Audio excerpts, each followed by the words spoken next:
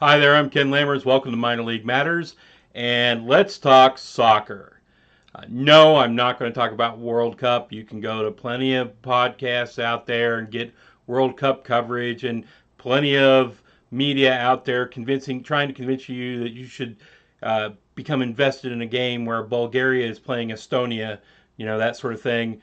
Uh, the World Cup is a drain, that is a distraction that pulls you away from watching U.S. soccer and pulls away from actually building up U.S. soccer by causing soccer snobs and want to have all our good talent go to Europe rather than play in the States.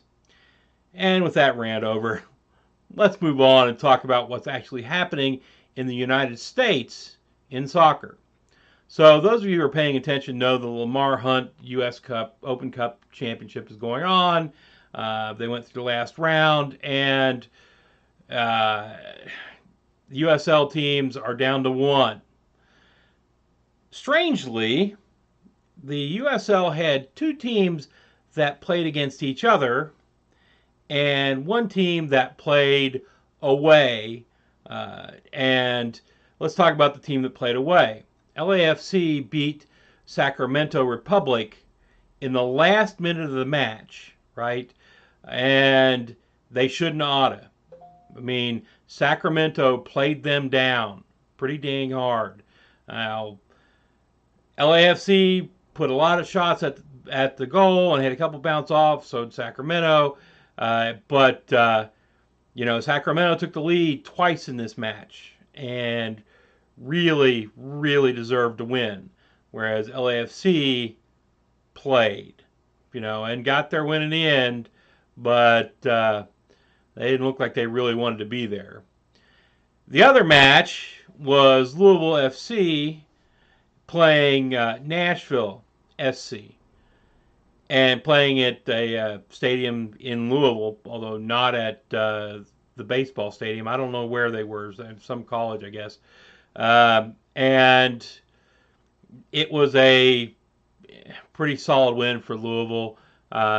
You know, Nashville tried hard, had some good shots on goal, but Louisville had the lead pretty early in, and Nashville was playing catch up the whole way. And so Louisville City is through, having eliminated one of the other two or three really good USL teams. And now their reward will be on July the 18th. They will go to Chicago and play the Chicago Fire at the Fire's home stadium, right? Actually, of course, it's an away game, so the Fire probably will have an advantage in that it'll be at home. But this is, it's pretty obvious that your top level USL teams are as good as a lot of the MLS teams, or at least the mediocre MLS teams. Anybody who's watched can realize this pretty quickly. So when Louisville hits there, I mean, let's be clear here. Chicago is not a great MLS team. They are 5-11, so they're upside down. Only 5 wins, and the rest have all not been wins, right? And they are not even, they're number 7 in the East, which means they're not in the playoff contention right now. That could change in the future, but they're not the best team in the MLS. So Louisville's got a shot there, and it would be kind of fun to watch them as pretty clearly the best team in the league and the best program in the league take down the Fire and go on. Now, once you get to the top 1 or 2 teams, they may not make it, but in the MLS, I should say, they may not make it, but I think they can give an MLS team a good run, and hopefully they won't be too burnt out from playing game on Saturday, game on Wednesday, game on Saturday. It's a little bit rough. So God bless and good luck, Lou City, and go Purple. Now, let's move on to the USL period, right? The USL in the East only has 2 teams with winning records.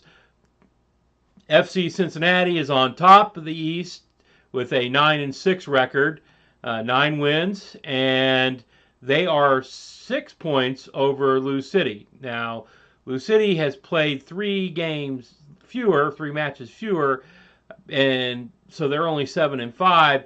But if it was just say a 3 point differential, I would say that's going to be brought up, no doubt. But 6 points is actually enough of a gap that you could say the FC Cincinnati's outplaying Lou City right at the moment, and they may continue to if Lou City is concentrating on things like the Lamar Hunt Cup, U.S. Open Cup.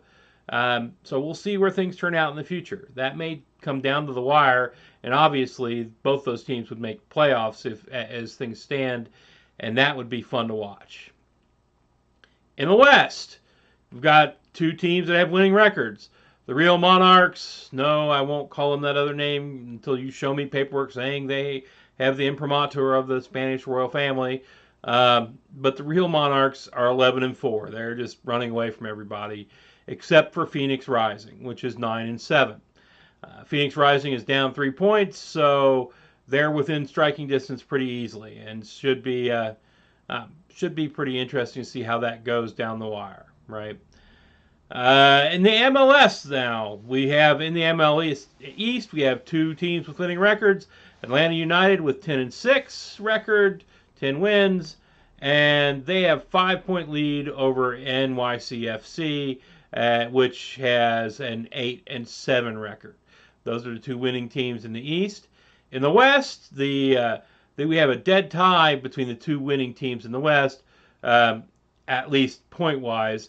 Sporting Kansas City has 8 wins and 7 non-wins, and FC Dallas has 8 wins and 6 non-wins. So FC Dallas has played 1 game fewer, but obviously one of those games that Sporting Kansas City played was a loss, and not a tie loss, a loss, and therefore FC Dallas just has to win or get a tie loss in order for it to get ahead of Sporting Kansas City. So that looks like it might be a tight race going down the road, and we'll see how many teams in the MLS remain winning teams by the time it's all over. Should be interesting. And that's it for this week, folks. That's the soccer report. If you like what you've seen here today, hit like. If you like what you see around here generally, hit subscribe. And if you want to leave a comment, do it down below. And I can't promise that I will answer the comments, but I try to read them all. I have to do that work stuff so I can actually earn money so I can do this hobby. And beyond that, if you want to contact me directly, at LammersK on Twitter, you can direct message me. Beyond that, same thing I always have to say. If you got a little bit extra money and you got a little bit extra time, go watch some minor league sports. Y'all have a good week now.